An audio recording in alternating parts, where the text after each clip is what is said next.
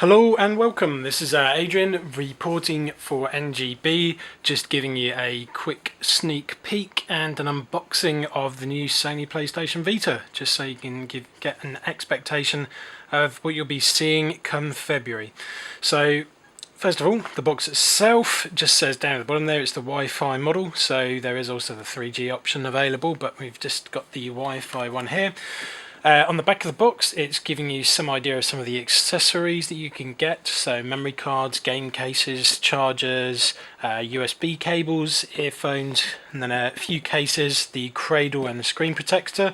The rest of the box quite ordinary, but let's actually get on to the interesting part and get inside. So open from down there, and the first thing you'll see when you open it up is welcome to the world of PlayStation.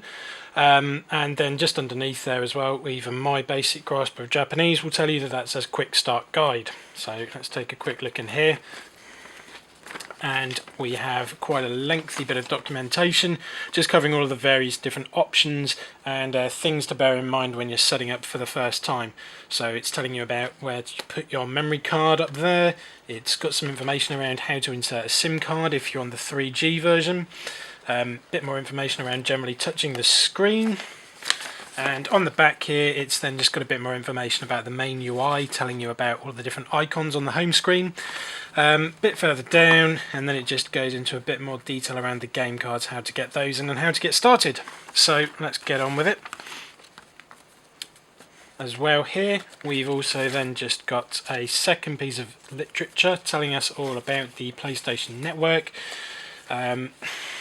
Going on about the PlayStation Store, managing your friends lists, sending messages between games, telling you about Party, Near. So Near is something I've already heard about. This is the technology that allows you to see friends and other people using the Vita nearby so that you can set up games.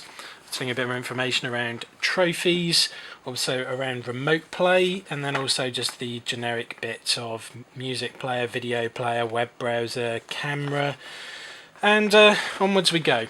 So let's open up that. At the top there you can see we've got some kind of charging unit there, and along with that we have the charging cable, standard connection there. Put those up there for the moment.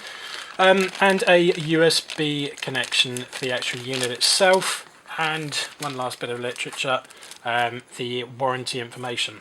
I don't think I'm going to have much luck with that if it does go wrong, so cross your fingers for me everyone. And then onto the main piece itself, the Vita. So if we take this out very cautiously, we can see the unit itself. So first impressions, it's remarkably flat. It's a very impressive surface, and it's rather shiny actually. I don't know if you're catching any of that. D-pad feels quite nice. That's a nice surprise. This is only the first time I've actually got my hands on one myself, so these are first impressions. And dual analog sticks, both also feeling quite nice. We've got a PS home button, select and start over here. The standard square, circle, triangle, cross, and what else have we got? We've got LNRs at the top.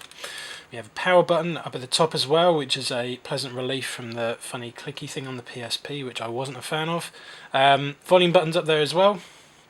And before we get onto all the different compartments, we've got another quite major inclusion, is the touchscreen at the back. So from my understanding, don't know if you can see it very well here, but there's a marked off area with lots of tiny little square, cross, triangle symbols all in there, and you can see that that is clearly the touch area, and there's a camera at the top there too. So down at the bottom we have one kind of connector there. I wouldn't like to say exactly what it is for now, but I would imagine that's either the USB connection or the power connection maybe. Anyway, the standard 3.5mm headphones jack. Down at the bottom there is the connection for the memory card. Up at the top, this is where we can actually put in the game cards. And there's another flap here, which I'm not quite sure what it's used for, but there's another connection in there too. So, onward. To save you the pain of watching me trying to unbox a memory card, I've already done it. But what we have got here is one of the teeny tiny little memory cards. It's a 4 gig one, and it is uniquely marked for the PS Vita, so you can't go using it in anything else. But if we open that up, and then let's just open up this flap at the bottom here, you can see this fits quite neatly into the bottom of the unit there. Now I promise you it's not actually that fiddly. I am just remarkably clumsy when it comes to these things, and I think trying to put it in the wrong way around is also quite a hindrance too. So there we go, we're in. And also, here's one I made earlier. So you've got a copy of a game, Katamari Damacy no Vita, and I'm just going to grab that game card as well. Ooh, and throw it over the unit itself, always a good move. And pop that into the top there, and you'll see how clean it is that it just sits in the top there.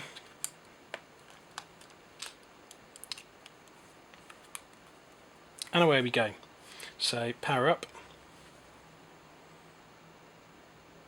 and it's not got any charge in it whatsoever by the looks of it. If I hold it down for a couple of seconds, nope, no dry. Oh no, here we go. I was quite lucky, wasn't it?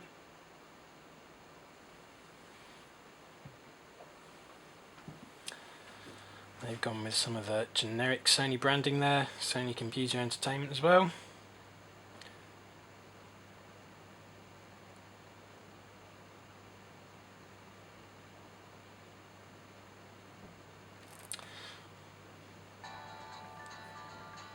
And there we have it. So, something to look forward to in February. There will be no doubt more coverage on NGB as we run up to the launch of the Vita in the UK. And if you've got any other questions in the meantime, I'm going to be getting some more hands-on time, so I'll be answering any questions you've got in the comments. Thanks very much, guys.